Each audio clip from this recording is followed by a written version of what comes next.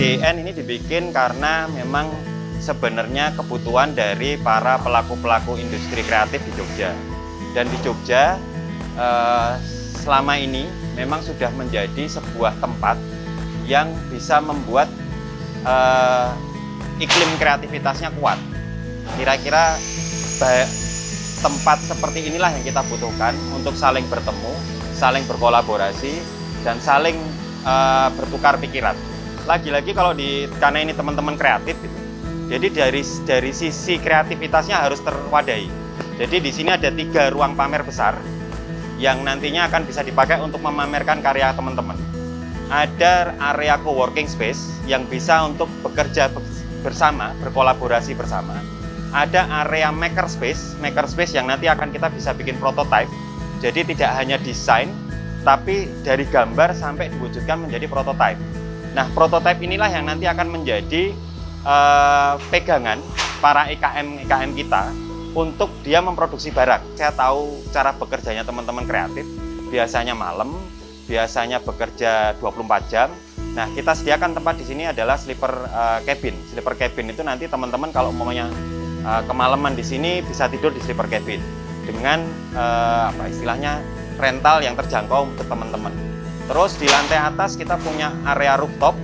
Jadi area rooftop itu ada kafenya, ada tempat makannya dan sebagainya.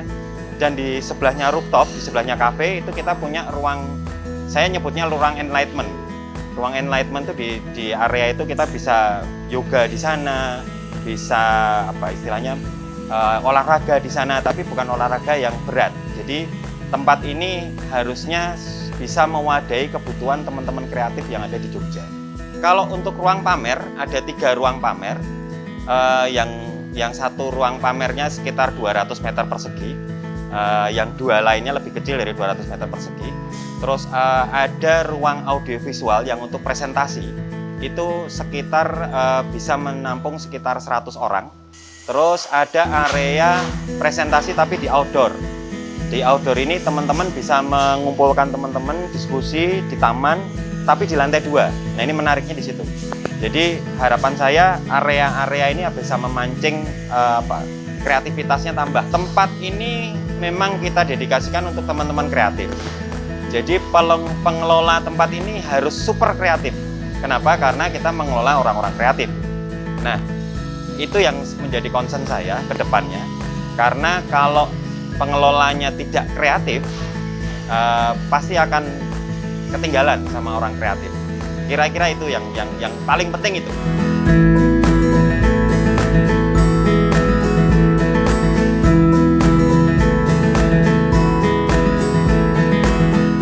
Di sini saya buat sebuah karya fashion ready to wear, di mana saya mengangkat kain wasta Nusantara, khususnya batik dan lurik. Di sini saya juga sebagai fashion designer muda yang ingin berkreasi dan mempromosikan wasta Nusantara di kancah nasional bahkan kancah internasional. Banyak sekali tantangan untuk mencapai sebuah pencapaian yang maksimal, di mana setiap industri fashion atau industri kreatif ini memiliki tantangan tersendiri, mulai dari konsumen, mulai dari kreativitasan, bahkan dari bahan baku yang sangat dinamis sekali perubahannya, sehingga banyak sekali konsumen-konsumen yang memiliki keinginan berbagai macam karya atau desain fashion yang beraneka ragam.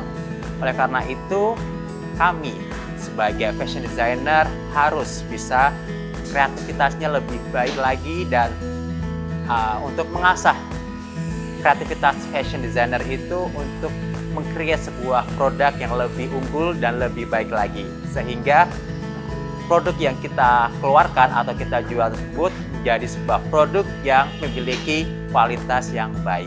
Semoga PDN ini menjadi tempat kami untuk memamerkan berbagai macam hasil karya, lalu sebagai tempat kita untuk mengedukasi berbagai macam kegiatan seperti ada workshop, ada fashion show, bahkan ada pameran, sehingga PDN ini menjadi tempat yang hidup untuk masyarakat Jogja khususnya, bahkan bisa menjadi tempat berbagai macam desainer di nasional.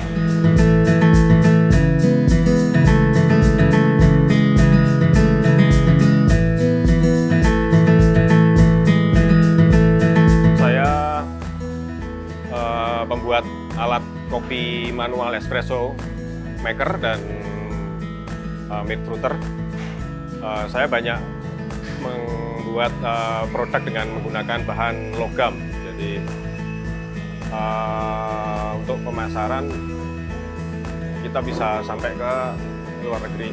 Selama ini kita memproduksi alat dengan sistem manual, jadi tidak menggunakan listrik, jadi bukan mesin otomatis. Jadi untuk persaingan bisnisnya kita punya satu ruang tersendiri di samping beberapa produk otomatis yang ada di pasaran. Jadi saya pikir manual juga menjadi salah satu pilihan ketika kita akan membuat warung kopi atau bisa jadi home brewer. Segmen dari pengguna alat yang saya produksi adalah warung-warung kopi dengan low budget, karena alat yang saya bikin atau saya produksi kalau pakai mesin atau listrik harganya akan lebih tinggi, dan ini alat yang saya bikin dia hemat energi karena tidak menggunakan listrik. Jadi secara penggunaan dia akan lebih ekonomis dibanding dengan mesin otomatis yang menggunakan listrik dan yang ada di pasaran. Dan alat ini juga sangat removable, jadi mudah dipindahkan dan tidak menggunakan listrik. Ya, harapan kita sebagai UMKM mungkin di samping PDN ini sebagai tempat mengembangkan atau berinovasi, ini bisa menjadi satu marketing atau tempat untuk selling, ya, artinya menjual dan mempublikasikan produk-produk yang teman-teman yang ada di PDN ini.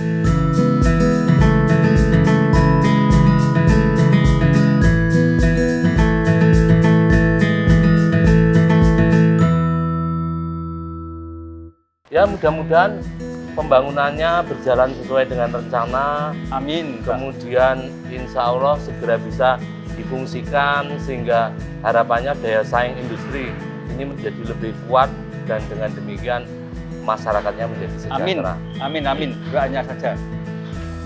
Kita sekarang berada di ujung acara dari program Gandeng Gendong. Tadi sudah banyak hal kita lihat bagaimana kemudian pusat desain industri nasional ini dibangun dan sebentar lagi akan difungsikan. Mudah-mudahan PDN ini membawa manfaat bagi kesejahteraan masyarakat. Sampai di sini perjumpaan kita pada program Gandeng Gendong. Insya Allah kita akan berjumpa lagi pada kesempatan mendatang. Assalamualaikum warahmatullahi wabarakatuh.